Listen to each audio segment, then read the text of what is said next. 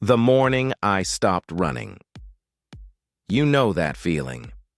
When the alarm goes off, but you've already been awake for what feels like an hour. Your brain is already running, a frantic, panicked sprint through a to-do list that hasn't even been written yet. Emails you didn't send yesterday, conversations you rehearsed and lost. The gnawing sense of being behind before the day has even officially begun. That was me. Every single morning. My feet would hit the floor, and my hand would already be reaching for the phone on the nightstand. The cold, hard rectangle of light was the first thing I saw. Not my wife's face, not the light coming through the blinds, just a screen, notifications, numbers, the world's demands queued up and waiting for me the moment I opened my eyes. I'd stumble to the kitchen, my mind a swarm of static. The kettle would whistle, I'd dump instant coffee into a mug, and I'd gulp it down while standing over the sink. I didn't taste it. It was just fuel, a hot, bitter liquid to jumpstart a system that was already running on fumes. My whole life had become a series of reactions. A ping from my phone, I'd jump. An email arriving, my shoulders would tense. A question from my daughter, I'd answer with a distracted half smile, my eyes still glued to some urgent, meaningless task. I was a puppet, and the world was holding all the strings. I was so busy. But I had never accomplished less that actually mattered. The monotony was a low-grade hum, a frequency of anxiety that was just below the surface of everything. I'd drive to work, but I wouldn't remember the journey.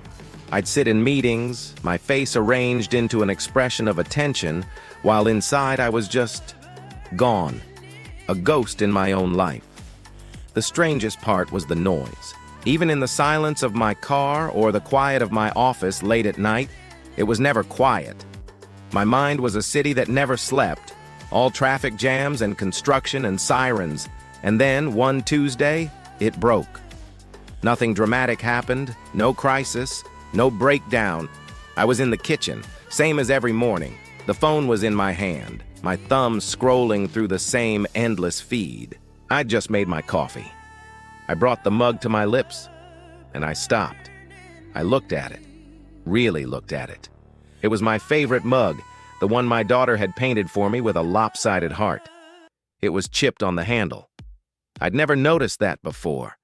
I took a sip, and I realized I had no idea what my coffee tasted like. I'd been drinking for 15 years, and I couldn't have told you if it was nutty or smooth or bitter. It was just brown, hot, a habit. In that moment, the absurdity of it all crashed down on me. I was so busy living I had forgotten how to be alive. I was managing a life I wasn't even experiencing. That was the first change. A tiny, almost silent crack in the fortress of my routine. It wasn't a lightning bolt. It was a whisper, a question. What else aren't you tasting? The next morning, I didn't reach for my phone. The urge was a physical thing, a twitch in my hand, a tightness in my chest. My brain screamed at me, check it. What if you missed something? What if something is wrong? The anxiety was a cold sweat on the back of my neck. I felt like I was breaking a law, some unspoken fundamental rule of modern life, but I left it. Face down, on the nightstand. I walked to the kitchen. The silence was deafening. It wasn't peaceful. It was loud. It screamed at me, all that space, all that nothing to fill. I felt exposed, naked without my digital armor. I made the coffee slowly. I listened to the sound of the water boiling, a low, rolling rumble. I watched the steam rise. I measured the grounds. I inhaled the smell. It was rich, earthy. It was a smell I remembered from my grandfather's house. I took my mug and I sat in the armchair by the living room window. I didn't do anything, I just sat. And I waited. For what, I didn't know. The first 5 minutes were agony. My mind raced. I thought about work. I thought about bills. I mentally composed 3 different emails. I planned my grocery list. It was like my brain was a room full of televisions, all tuned to different panic-inducing channels. But then, something shifted. I noticed the light.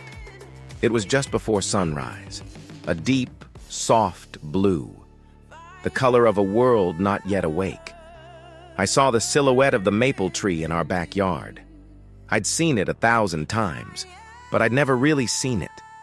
The intricate lacework of its branches against the sky. It was beautiful. A bird started singing, a single clear note, then another, answering from farther away. This conversation had been happening every morning, and I had never once heard it.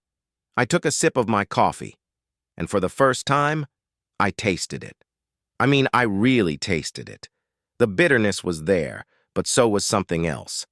A depth, a warmth that spread through my chest. I held the mug in both hands, feeling its heat seep into my skin. For 30 minutes, I just sat. I didn't achieve anything. I didn't produce anything. I just existed. And it was the most productive half hour of my adult life. That became my new ritual. The 30 minutes of nothing, of quiet. But it wasn't a straight line. The rising tension was internal, a civil war inside my own head. Some mornings, the resistance was overwhelming. I'd hit snooze. I'd tell myself it was stupid, a waste of time, that I had too much to do. The old programming was strong. The world of urgency and importance was a seductive trap, and it kept trying to lure me back in. I'd have relapses. I'd grab my phone out of habit, and suddenly 20 minutes would be gone, stolen by a vortex of news and notifications, and I'd feel that familiar hollow feeling in my gut. I'd get angry at myself. What was the point of this? Who was I trying to be? The doubt was a constant companion. This is self-indulgent. This is privilege. You're just hiding from your responsibilities. The mental resistance was the real battle. It wasn't about waking up early. It was about fighting the ghost of the person I had become. The person who believed his worth was tied to his busyness. The climax didn't happen in the quiet morning. It happened in the noisy middle of a Wednesday. I was in a meeting, the weekly sync. A dozen people in a room talking in circles. Jargon was flying. Leverage our core competencies. Drill down into the granular details. Circle back to ideate. I was looking at my manager's face, his mouth moving, forming these words that meant nothing. And all I could think about was the bird I'd heard that morning. That single, pure, meaningless note. And I just broke. Not outwardly, inside. A switch flipped. I realized I couldn't do it anymore. I couldn't live in two worlds. I couldn't taste the coffee and then spend the rest of the day swallowing corporate sawdust. The dissonance was too great. The silence I had found in the morning was the truth. All of this, the meetings, the emails, the performative busyness, it was the noise. It was the lie. The decisive action was quiet. It wasn't a dramatic resignation. It was a decision. I decided that the man in the morning, the one who sat in the quiet and tasted his coffee, was the real me. And I decided that man deserved to exist for more than just 30 minutes a day. I started to build a bridge. I started to carry the quiet with me. On my lunch break, I stopped eating at my desk. I went outside. I sat on a bench. I didn't bring my phone. I just watched people. I felt the sun on my face. I tasted my food. I started walking to the water cooler without a device in my hand. I just walked. I felt my feet on the carpet. I started listening to people, really listening, instead of just waiting for my turn to talk. It was a discipline, the softest form of self-respect. It was the discipline of presence, of choosing, moment by moment, to be where I was. The resolution wasn't a happy ending, it was a quiet beginning. I didn't quit my job. I didn't move to a cabin in the woods. My life on the surface looks much the same, but everything has changed. The noise is still there, the demands, the deadlines, the dopamine traps. They haven't gone away. But now, there's a space between the noise and me, a buffer, a cushion of quiet. When an email pings, I don't jump anymore. I breathe. I feel my feet on the floor. And then I choose how to respond.